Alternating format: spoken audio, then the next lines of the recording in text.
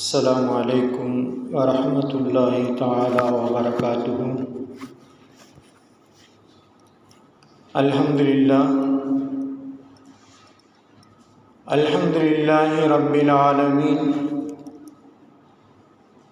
نحمده ونستعينه ونستغفره ونؤمن به ونتوكل عليه ونعوذ بالله من شرور أنفسنا ومن سيئات أعمالنا. من يهده الله فلا مضل له ومن يضلل فلا هادي له. ونشهد أن لا إله إلا الله وحده لا شريك له. ونشهد أن سيدنا مولانا محمدا عبده ورسوله. اللهم طب القلوب ودوائها وعافية الأبدان وشفائها ونور الأبصار وضيائها وعلى آله وصحبه وسلم. أما بعد، فقد قال الله تعالى في القرآن العظيم والفرقان المجيد: فأعوذ بالله من الشيطان الرجيم. بسم الله الرحمن الرحيم. الله خالق كل شيء وهو على كل شيء وكيل. صدق الله مولانا العلي العليم.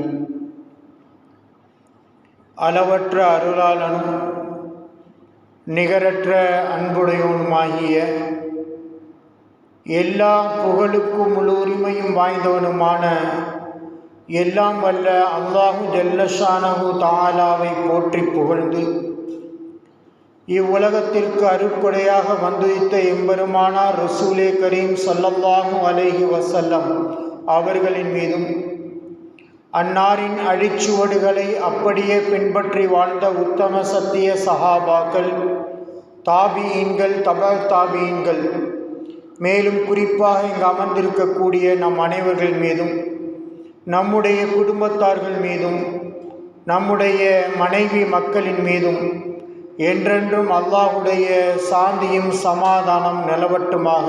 ஆமீன். அல்லாஹு ஜல்லஷானஹு தஆலா இந்த உலகத்தில் ஏராளமான படைப்பினங்களை படைத்திருக்குகின்றான் என்பதை ஒவ்வொரு மனிதனும் விளங்கி நாம் அதை ஈமான் கொண்டிருக்கின்றோம். அந்த அனைத்து படைப்பினங்களிலும் சிறந்த படைப்பினமாக மனிதனை அல்லாஹு தஆலா படைத்திருக்கின்றான்.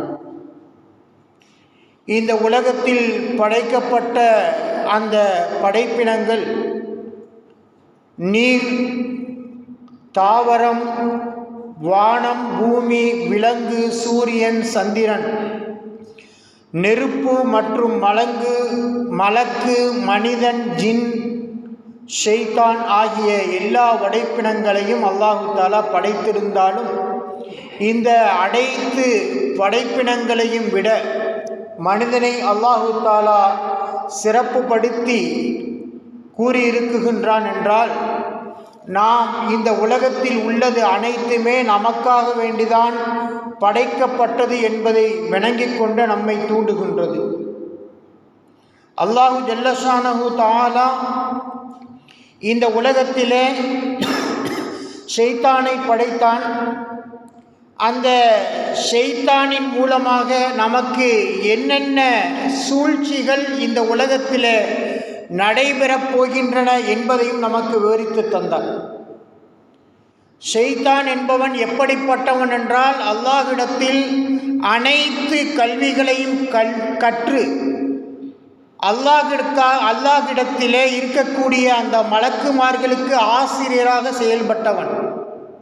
அப்படிப்பட்டவன் ஒரே ஒரு காரியத்தை செய்ய மறுத்ததினால் அல்லாஹு ஜல்லஷானஹு தஆலா அவனை அந்த ஒரு கண்ணியமான ஒரு பூமியை விட்டு மக்களெல்லாம் வாழ பிரியப்படக்கூடிய ஒரு இடத்தை விட்டு அல்லாஹு தஆலா தூக்கி எறிந்தான். அவன் தூக்கி எறிகின்ற பொழுது அல்லாஹ்விடத்திலே அவன் ஒரு சில சோதனைகளை, கட்டளைகளை இடுகின்றான். நான் இத்தனை நாட்கள் உன்னுடைய வணக்க வழிபாட்டிலே நான் இருந்து விட்டேன். என்னை நீ இந்த ஒரு கண்ணியமான பூமியிலிருந்து வெளியேற்றுகின்றாய். நான் இந்த உலகத்திலே எல்லா ஜீவராசிகள் வாழ்கின்ற வரை நானும் வாழ வேண்டும். நான் உன்னை வணங்கக்கூடிய வணக்கசாலிகளை நான் வழிகெடுப்பேன். அவர்களை எல்லா புறத்திலிருந்தும் நான் அவர்களை சூழ்ச்சி செய்து வழிகெடுப்பேன் என்பதாக அல்லாஹ்விடத்திலே அவன் வாக்களிக்குகின்றான். அந்த வாக்களிப்புதலுக்கு அல்லாஹு தாலா ஏற்றுக்கொண்டு அந்த ஷைத்தானை இன்று வரையிலும் இந்த பூமியிலே அல்லாஹு தாலா தரிபட வைத்திருக்குகின்றான் என்பது அல்லாஹு தாலா கூறக்கூடிய செய்தி அல் குர்ஆன் ஷரீஃபிலே பதிவாகி இருக்குகின்றது. கண்ணியமானவர்களே, நாம் விளங்கி கொள்ளக்கூடிய விஷயம் என்னவென்றால், உலகத்திலே ஏராளமான ஆபத்துகள் நமக்கு நிகழ்கின்றன, ஏராளமான சோதனைகள் நமக்கு நிகழ்கின்றன, ஏராளமான பாதிப்புகள் நிகழ்கின்றன. அந்த பாதிப்புகளில் எல்லாம் நாம் அந்த பாதிப்புகளிலிருந்து தப்பிக்க வேண்டுமானால் அல்லாஹு தாலா சொல்கின்றான் அல்லவா, ஷைத்தான் என்பவன் மிகப்பெரிய ஒரு சூழ்ச்சிக்காரன். அவனிடத்தில் மிகப்பெரிய ஒரு சூழ்ச்சி இருக்குகின்றது. அந்த சூழ்ச்சியிலிருந்து நீங்கள் உங்களை காப்பாற்றிக் கொள்ளுங்கள் என்பதாக அல்லாஹு தாலா அந்த கூறிய வாக்கியத்தை நாம் ஒவ்வொருவரும் நினைத்து பார்க்க கடமைப்பட்டிருக்கின்றோம். அல்லாஹு ஜல்லஷானஹு தாலா ஷைத்தான் இடத்திலே கூறுகின்ற பொழுது அவன் சொன்னான், உன்னை பற்றி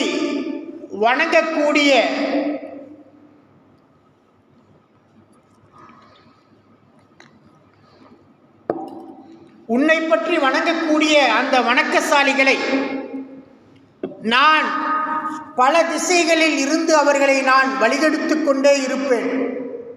அவர்கள் எப்பொழுது என்னுடைய அந்த வழிமுறைகளுக்கு அவர்கள் மாறு செய்து உன்னுடைய விஷயங்களுக்கு அவர்கள் கட்டுப்படுகின்றார்களோ அப்பொழுது அவர்களை விட்டு நான் தூரமாகி விடுகின்றேன் என்பதை அல்லாஹு ஜல்லஷானஹு தஆலா அந்த கூறக்கூடிய செய்தியிலிருந்து நம்மால் விளங்கிக் கொள்ள முடிகின்றது. எல்லா நிலைகளிலும் முடிந்த பிறகு அல்லாஹு ஜல்லஷானஹு தஆலா ஆதம் அலைஹிஸ்ஸலாம் அவர்களுக்கு முன்னால் கூறிய அந்த செய்தியை ஞாபகப்படுத்துகின்றான். வைது குல்னால் இல் மலாயிகத்தி இஸ்ஜுது லி ஆதம ஃபஸஜது இல்லா இப்லீஸ் அபா வஸ்தக்பர வகான மினல் காஃபிரின். அந்த இப்லீஸ் எப்படிப்பட்டவன் தெரியுமா? எல்லா சுக அபோகங்களையும் அவன் அனுபவித்தான். சொர்க்கத்திலே என்ன கிடைக்குமோ அனைத்தையும் அவன் உண்டான். அனைத்து விஷயங்களிலும் அவன் பாரபட்சமும் இல்லாமல் சந்தோஷமாக வாழ்ந்தான். ஆனால் அவனிடத்தில் நாம் ஆதமுக்கு சஜிதா செய் என்று கூறிய உடனேயே அவன் செய்த ஒரு வேளை அவன் நான் நெருப்பால் படைக்கப்பட்டிருக்கின்றேன் என்ற அந்த பெருமையடிக்கக்கூடிய தனத்தை அவன் உள்ளத்திலே கொண்டு வந்தான்.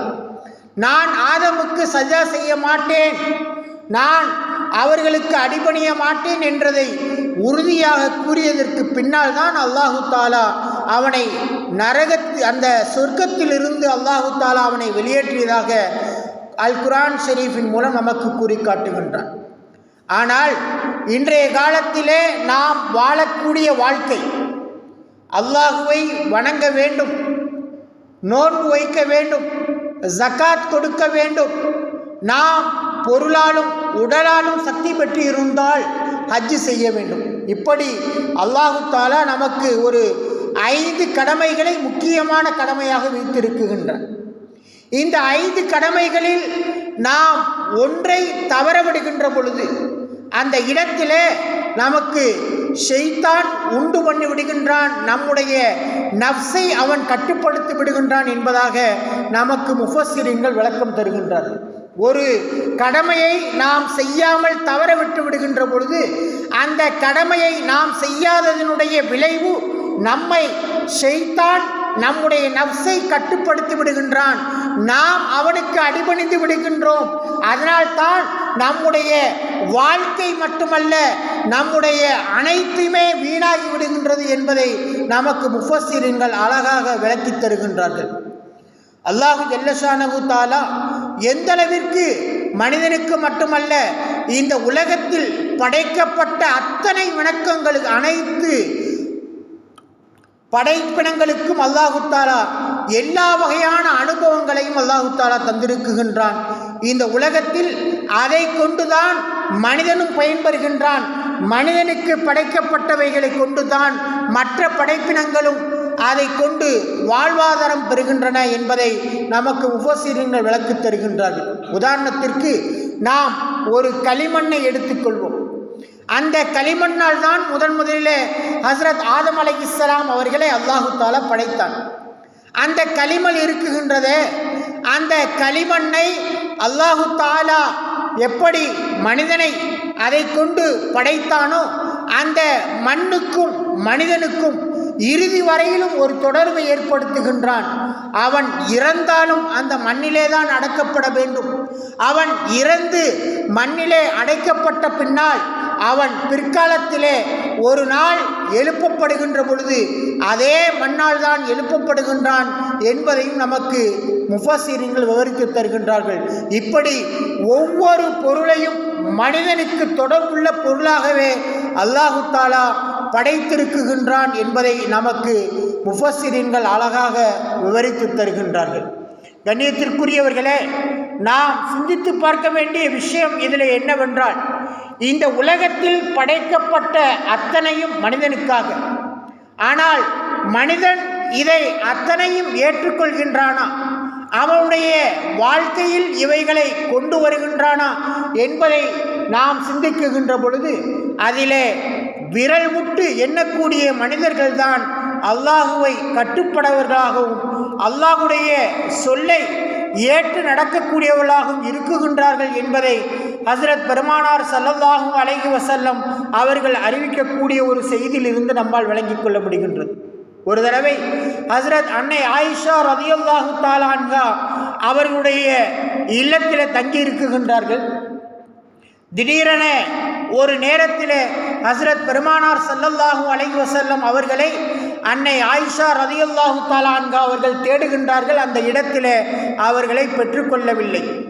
உடனே எப்படி பெண்கள் தன்னுடைய வீட்டிலே கணவன் இல்லை என்றாலோ, அல்லது தன்னுடைய கணவன் ஏதாவது சொல்லாமல் வெளியே சென்று விட்டால் எப்படி கோபப்படுவார்களோ, எப்படி ரோசப்படுவார்களோ, அந்த ரோசத்தை ஹஸ்ரத் அன்னை ஆயிஷா ரலியல்லாஹு தஆலா அன்ஹா அவர்களும் அதே ரோசத்தை வெளிப்படுத்திய வண்ணம் இருந்து கொண்டிருக்கின்றார்கள்.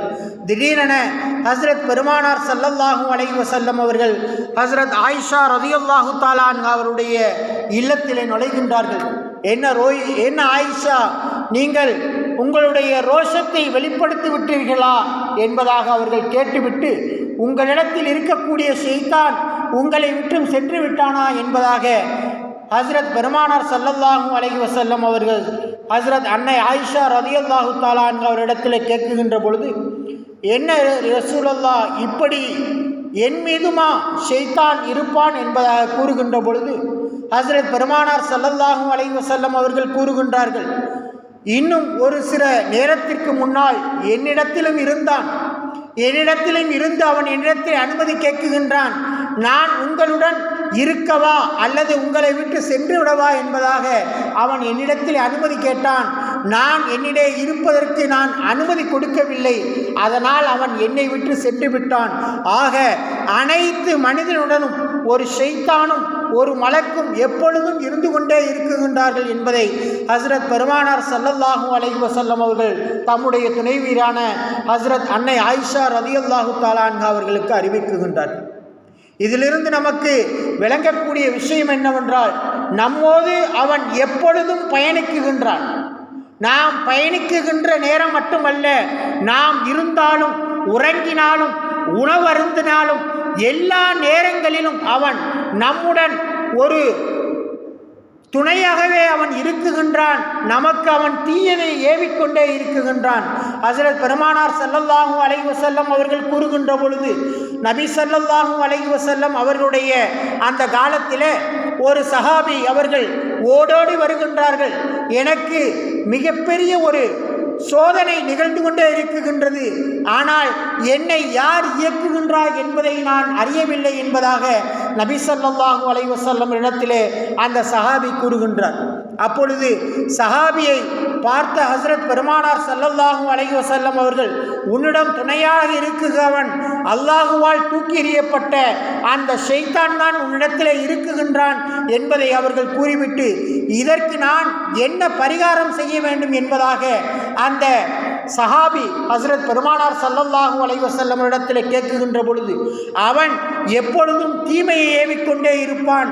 அவன் தீமையை ஏவுகின்ற பொழுது அந்த தீமையான காரியங்களை விட்டு நீ விலகிவிடு.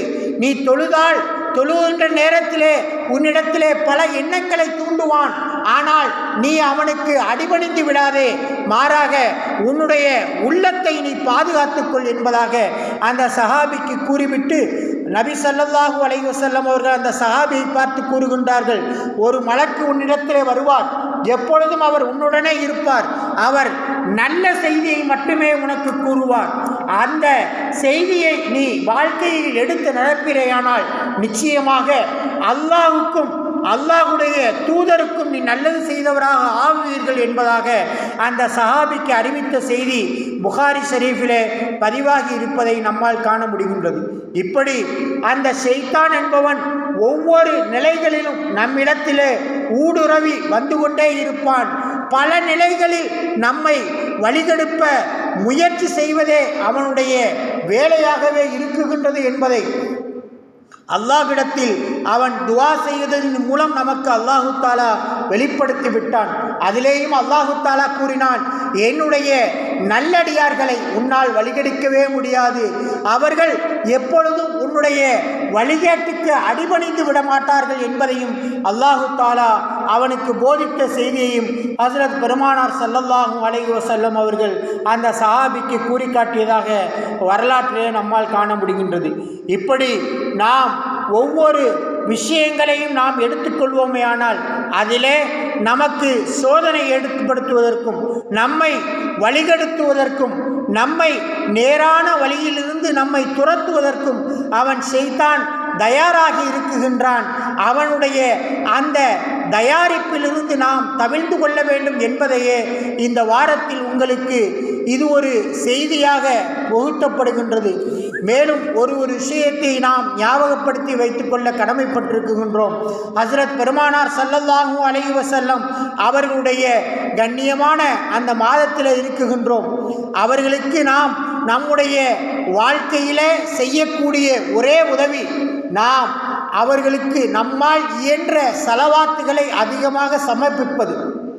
அவர்களுக்கு நம்மால் இயன்ற முறையில் அதிகமான ஸலவாத்துகளை நாம் போதித்தோமையானால் நம்முடைய வாழ்க்கையில் நாம் வெற்றி பெற்றவர்களாக ஆகலாம். அதை பற்றி ஒரு சஹாபி கூறுகின்ற பொழுது, நபி ஸல்லல்லாஹு அலைஹி வஸல்லம் அவர்களின் மீது நான் ஸலவாத்தை அதிகமாக ஓதிக்கொண்டிருந்தேன். ஷைத்தான் என்னை பார்த்ததும் ஒரு தெருவில் வந்தவன் மறு தெருவில் என்னை பார்க்காமல் அவன் ஓடியே விட்டான் என்பதாக அந்த சஹாபி குறிப்பிடுகின்றார்கள். இப்படி நாம் இது போன்ற விஷயங்களை நம்முடைய வாழ்க்கையில் கொண்டு வருகின்ற பொழுது ஷைத்தான் நமக்கு என்ன இன்னல்கள் ஏற்படுத்த நினைக்குகின்றானோ, என்ன தொல்லைகள் நமக்கு தர அவன் நினைக்குகின்றானோ, அதிலிருந்து தப்பித்துக் கொள்வதற்கு நபி ஸல்லல்லாஹு அலைஹி வஸல்லம் அவருடைய வாழ்க்கை வழிமுறையும் அவர்கள் மீது உண்டான அந்த ஸலவாத்தையும் நாம் சரியாக கடைபிடிப்போமையானால் நிச்சயமாக ஷைத்தானுடைய அந்த தூண்டுதல் நமக்கு இருக்காது என்பதை இந்த சஹாபியுடைய வாழ்க்கையின் மூலமாக நம்மால் விளங்கிக் கொள்ள முடிகின்றது. ஹஸ்ரத் பெருமானார் ஸல்லல்லாஹு அலைஹி வஸல்லம் அவர்கள் கூறுகின்ற பொழுது, அந்த ஷைத்தான் என்பவன் முதலிலே உங்களுக்கு எதை உண்டு பண்ணுகின்றான் தெரியுமா? முதலிலே மது பழக்கத்தை ஏற்படுத்துகின்றான். அதற்கு பின்னால் சூதாட்டம் ஆடுவதனுடைய அந்த கலையை கற்றுக் கொடுக்குகின்றான். அதோடு மட்டுமல்லாமல் இந்த இரண்டு விஷயத்தின் மூலமாக மக்களுக்கு மத்தியிலே பகைமையை ஏற்படுத்துகின்றான். ஒருவருக்கொருவர் வெறுப்பை ஏற்படுத்தி கொண்டு வெறுப்பின் மூலமாக அவர்களுக்குண்டான சண்டையை ஏற்படுத்துவதே ஷைத்தானுடைய முக்கியமான காரியம் என்பதை அல்லாஹு ஜல்லஷானஹு தஆலா கூறக்கூடிய அந்த செய்தியின் மூலமாக ஹஸ்ரத் பெருமானார் ஸல்லல்லாஹு அலைஹி வஸல்லம் அவர்கள் விளைவிக்கின்றார்கள். இன்றைய காலத்தில் நாம் அதிகமாக பார்க்குகின்ற பொழுது மது பிரியர்கள் அதிகமாகிவிட்டார்கள். அதுபோன்று மார்க்கத்திற்கு புறம்பான செயல்கள் என்று சூதாட்டம், இன்னும் என்னென்ன விளையாட்டுகள் இருக்குகின்றதோ அத்தனையிலும் அவர்கள் திகைத்து விட்டார்கள். இதை காரணம் என்ன தெரியுமா? ஷைத்தானுடைய அந்த ஆதிக்கத்தினால் நம்முடைய வழியை நாம் தவறிவிட்டு நாம் தவறான வழியிலே சென்று கொண்டிருக்கின்றோம் என்பதைத்தான் ஹஸ்ரத் பெருமானார் ஸல்லல்லாஹு அலைஹி வஸல்லம் அவர்கள் இந்த ஆயத்தின் மூலமாக விளக்கி காட்டியதாக ஒரு சஹாபி அறிவிக்கின்றார்கள். இப்படி நாம் ஒவ்வொரு செய்தியையும் நாம் எடுத்துக்கொள்வோமேயானால் அந்த செய்திகளிலே நல்லவையாக இருக்குமேயானால் அது நல்லது என்பது ஒரு மலக்கின் மூலமாக அல்லாஹு தஆலா நமக்கு ஏற்படுத்துவது. அதே நேரத்தில் அது தீய விஷயமாக இருக்குமேயானால் அது ஷைத்தானிடத்திலிருந்து உங்களுக்கு வருகின்றது. அதை நீங்கள் கண்ணியமாக பாதுகாத்து கொள்ள வேண்டியது உங்களுடைய கடமை என்பதை ஹஸ்ரத் பெருமானார் ஸல்லல்லாஹு அலைஹி வஸல்லம் அவர்கள் நமக்கு விவரித்து தருகின்றார்கள். மேலும் நபி ஸல்லல்லாஹு அலைஹி வஸல்லம் அவர்கள் கூறுகின்றார்கள், ஷைத்தான் என்பவன் எப்படிப்பட்டவன் தெரியுமா? பாங்கு சொல்லக்கூடிய நேரத்தில் பாங்குடைய சப்தத்தை கேட்காமல் வேறு சப்தத்தை கேட்கக்கூடியவர்களுக்கு அவன் காதிலே சிறுநீரை கழிக்குகின்றான். யாரொருவர் தொழுகின்ற பொழுது தலையை மறைக்காமல் தலையிலே எந்தவித அணிகையும் அணியாமல் அவர்கள் தொழுகின்றார்களோ அவருடைய தலையில் அவன் சிறுநீர் கழிக்குகின்றான். யாரொருவன் ஃபஜ்ர் தொழுகையை விட்டுவிட்டு ஃபஜ்ருடைய நேரத்தில் தொழாமல் அவன் தூங்குகின்றானோ அவனுடைய காதுகளிலும் உள்ளங்களிலும் சிறுநீரை கழிக்குகின்றான் என்பதாக ஹஸ்ரத் பெருமானார் ஸல்லல்லாஹு அலைஹி வஸல்லம் அவர்கள் தொடர்ச்சியாக ஒவ்வொரு செய்திகளிலும் இது போன்ற தவறுகள் அனைத்துமே ஷைத்தானினால் தான் நடக்குகின்றது. இவைகளை விட்டும் நாம் மாறிக்கொள்ள வேண்டுமானால், நம்முடைய வாழ்க்கையை நாம் சரி செய்ய கொள்ள வேண்டுமானால் ஷைத்தான் ஏற்படுத்தி கொடுக்கக்கூடிய அந்த தவறான காரியங்களிலிருந்து நீங்கள் உங்களுடைய வாழ்க்கையை நீக்கிக் கொள்ளுங்கள். நீங்கள் நிச்சயமாக வெற்றி பெறுவீர்கள் என்பதை ஹஸ்ரத் பெருமானார் ஸல்லல்லாஹு அலைஹி வஸல்லம் அவர்கள் நமக்கு அறிவித்து தருகின்றார்கள். ஒரு தடவை ஹஸ்ரத் அப்துல்லா இப்னு மஸ்ஊத் ரலியல்லாஹு தஆலா அன்ஹு அவர்கள் அறிவிக்கின்றார்கள், நபி ஸல்லல்லாஹு அலைஹி வஸல்லம் அவரிடத்திலே ஒரு மனிதர் அதிகாலை பொழுதிலே அவர் வருகின்றார். அந்த நேரத்தில் ஃபஜ்ருடைய நேரம் வருகின்றது. ஆனால் ஃபஜ்ருடைய நேரத்தை அவர் தொழாமல் ஒரு மூலையில் அமர்ந்து தூங்கிக் கொண்டிருக்கின்றார். அவர்களை பற்றி ஹஸ்ரத் பெருமானார் ஸல்லல்லாஹு அலைஹி வஸல்லம் அவர்கள் கூறியதாக ஹஸ்ரத் அப்துல்லா இப்னு மஸ்ஊத் ரலியல்லாஹு தஆலா அன்ஹு அவர்கள் அறிவிக்கின்றார்கள், அவருடைய காதிலே அவர் ஷைத்தான் சிறுநீரை கழித்து விட்டான், அதனால்தான் அவரால் அந்த தொழுகையில் ஈடுபட முடியவில்லை என்பதை ஹஸ்ரத் பெருமானார் ஸல்லல்லாஹு அலைஹி வஸல்லம் அவர்கள் கூறிய செய்தியை புகாரி இமாம் அவர்கள் பதிவு செய்கின்றார்கள். இப்படி நாம் ஒவ்வொரு விஷயத்தையும் நம்முடைய வாழ்க்கையில் மட்டுமல்ல, என்னென்ன விஷயங்களிலே நாம் இது போன்ற தவறுகளை நாம் பார்க்குகின்றோமோ அந்த இடத்திலெல்லாம் நம்மை ஷைத்தான் வழிகெடுக்குகின்றான் என்பதைத்தான் இந்த ஒவ்வொரு செய்தியிலிருந்தும் நம்மால் விளங்கிக் கொள்ள முடிகின்றது. அல்லாஹு ஜல்லஷானஹு தஆலா இந்த ஷைத்தானுடைய இந்த தீய விஷயங்களை விட்டும் நம்மை அல்லாஹ் பாதுகாக்க வேண்டும். நாம் ஒவ்வொரு முறையிலும் நாம் தொழுகின்ற பொழுதும் ஷைத்தானுடைய அந்த ஈடுபாடுகளிலிருந்து நாங்கள் தவிர வேண்டும், நீ முழுமையாக பாதுகாக்க வேண்டும் என்ற அந்த நீயத்தை நம்முடைய வாழ்க்கையில் ஆக்கிக்கொண்டு நாம் அல்லாஹ்விடத்திலே ஷைத்தானுடைய எல்லா வகையான சூழ்ச்சிகளை விட்டும் பேராபத்துகளை விட்டும் அவனால் ஏற்படக்கூடிய அனைத்து விதமான தொல்லைகள் தொந்தரவுகளை விட்டும் நாம் பாதுகாப்பு தேடி அல்லாஹும் அவனுடைய ரசூலும் எந்த வழிமுறைகளை காட்டி தந்தார்களோ அந்த வழிமுறைகளிலே நம்முடைய வாழ்க்கையை அமைத்துக் கொள்வதற்கு வல்ல அல்லாஹ் கிருபை செய்து தந்தருள் புரிவானாக. ஆமீன் ஆமீன் யா ரப்பல் ஆலமீன். வாஹு தாவானா அனில் ஹம்துலில்லாஹி ரப்பில் ஆலமீன். அஸ்ஸலாமு அலைக்கும் வரஹ்மத்துல்லாஹி தஆலா வபரகாத்துஹு.